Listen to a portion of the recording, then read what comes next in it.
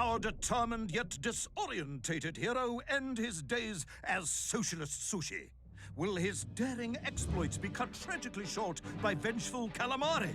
Will the general's wife ever forgive him for missing Ruslan and Lyudmila? And just how many eggs did Pavel steal, and where did he keep them? All of these questions and more may or may not be answered in the next exciting episode of Little Orpheus!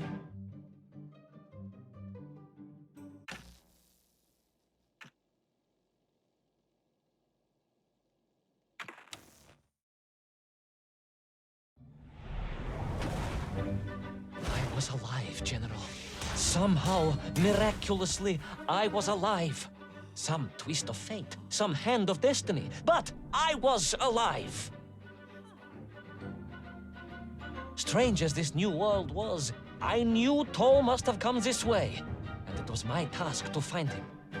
And it happened like this.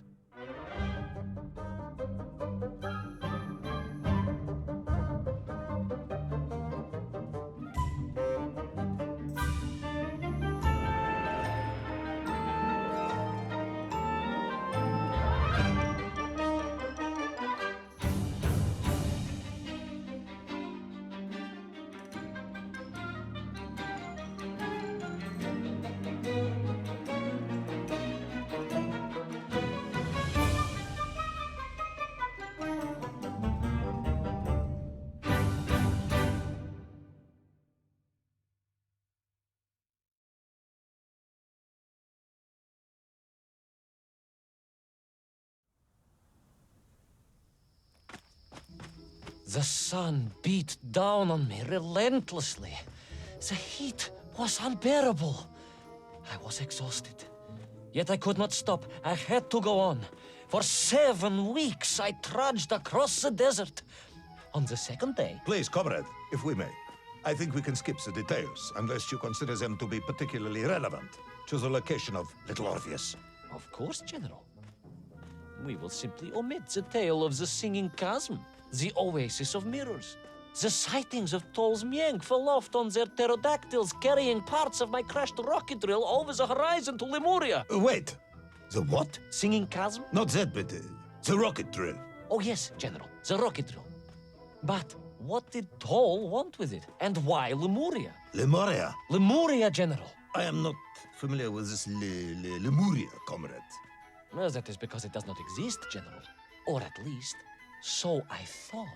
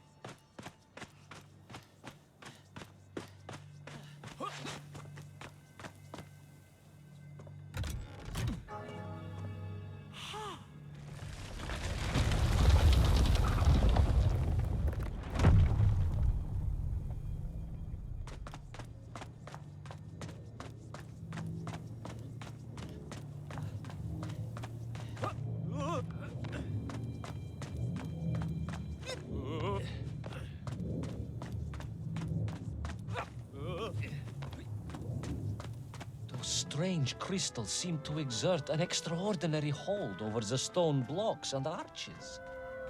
When they hummed, the whole city remade itself. Where they were missing, clearly looted by some villainous thief, the city was fallen to ruin.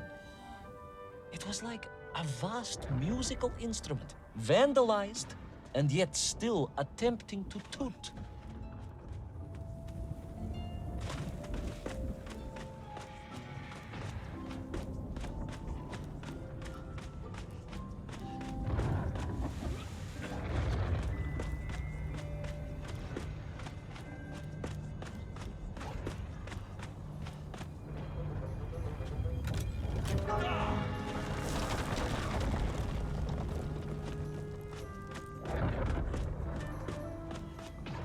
How poetic.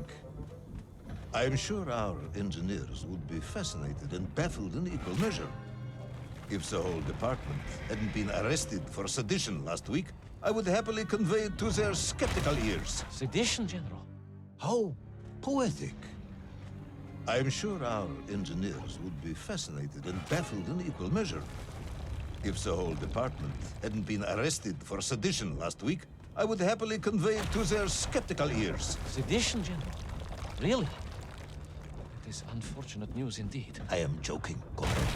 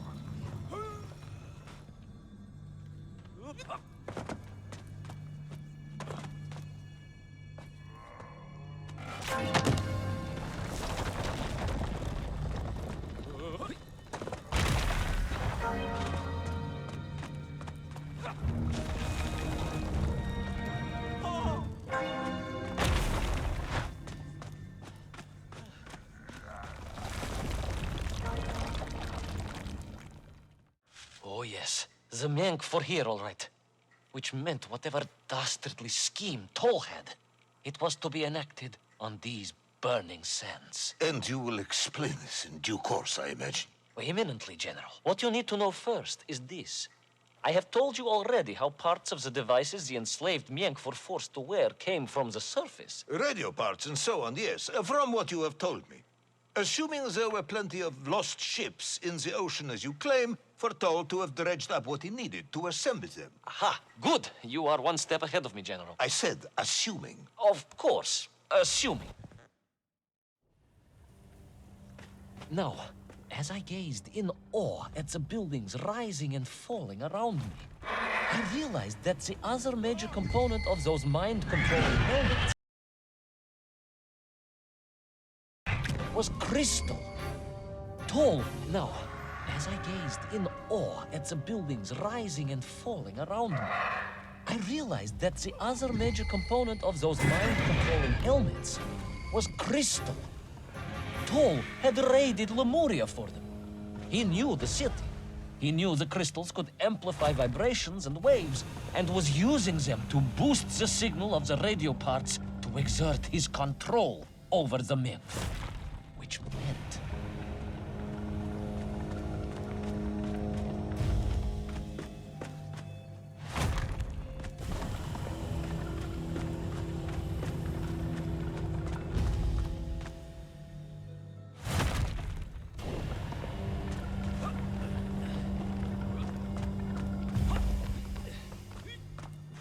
Yes, imagine, General, what such amplification could achieve when fused to the finest atomic science our great Soviet civilization has produced. Wait! I do not understand. You said Toll was planning on using the bomb to shatter the Earth's crust to return to the surface. A tragic mistake, General. I had not recognized the extent of his mad ambitions. You mean to imply Toll would have attempted to enslave the Russian people? Pah! The will of the Soviet citizen is mighty and strong. To you, perhaps, as a trained warrior. But consider, perhaps instead, a humble son of a toy maker from Tomsk. Ah, yes. Perhaps we have our share of simpletons, after all.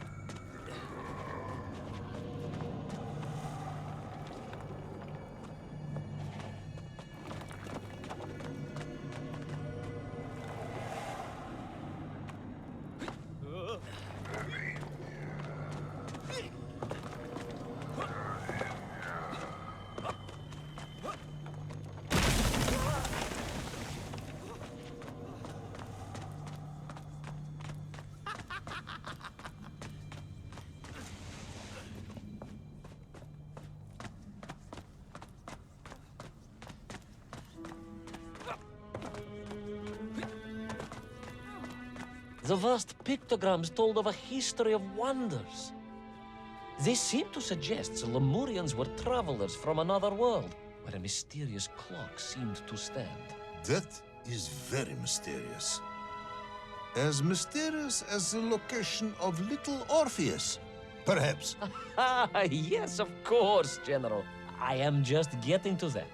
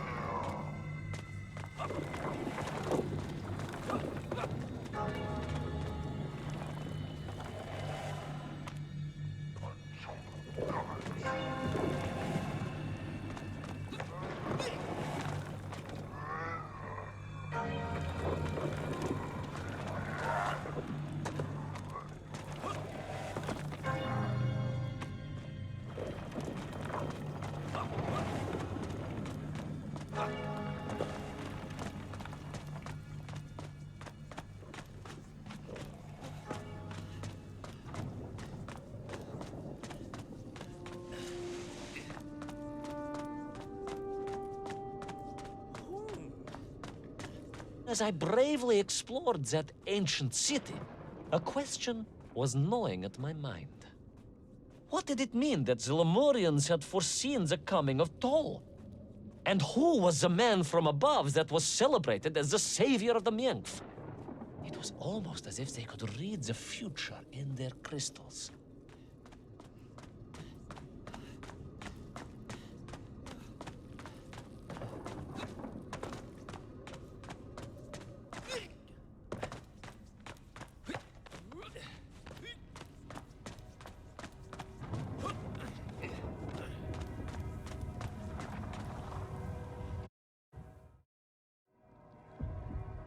The bells of Lemuria tolled and tolled, a roaring symphony, a crescendo of peals that set the city dancing, each note causing the crystals to shimmer and cascade with light.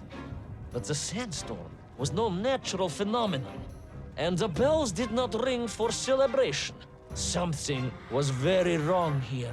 Aside from the pterodactyls and the nymph and the dancing stones and the ancient magical prophecies and the crystals and now the giant bells, you mean? If you don't want me to continue, General, then I can easily just quietly go home. Don't think Chepucho will get you out of this one, comrade.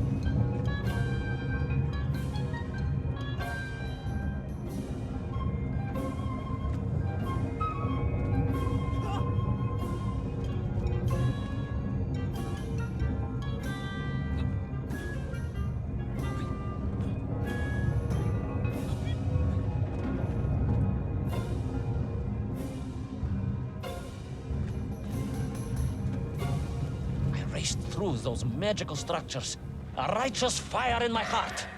I was like Dobrynya Nikitch, prepared to strike at the dragon who threatened my homeland. Your heroism is only surpassed by your modesty. On the contrary, General, I chose Dobrynya carefully.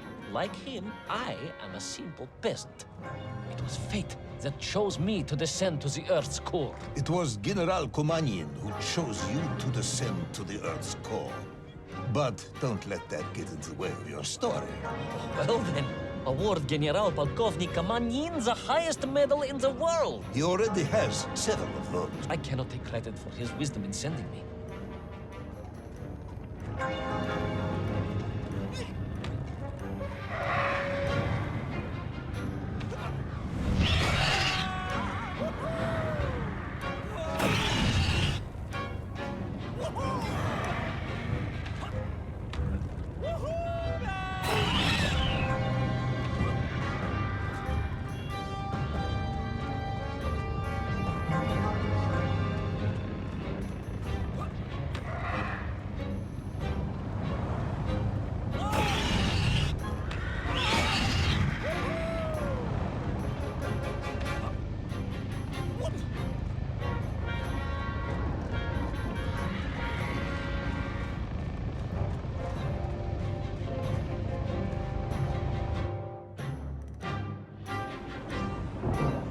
What was once a rocket drill ship, built to burrow into the Earth, was now a mighty vessel, repurposed to blast off into the skies.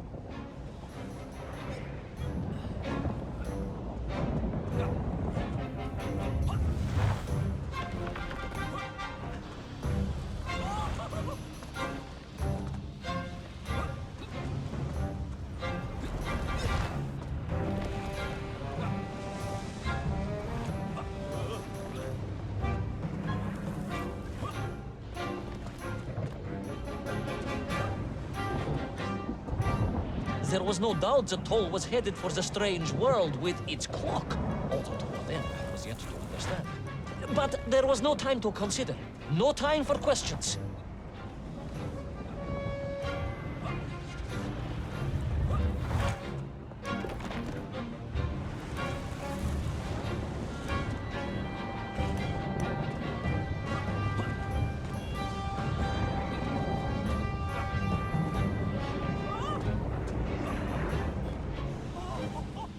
Paul was on the rocket.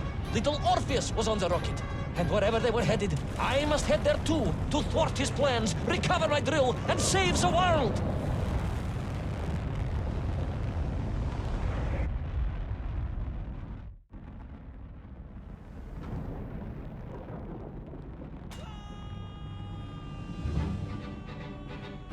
Will our enthusiastic yet disorientated hero be burnt to a cinder by the rocket's engines? Will he be smashed into the rock that surely must be beyond the Lemurian skies? Does Nikolai Petrovich Komanyin really need any more medals?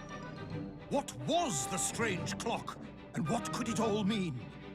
All of these questions, and more, will be answered, if you're extremely lucky, in the next exciting episode of Little Orpheus!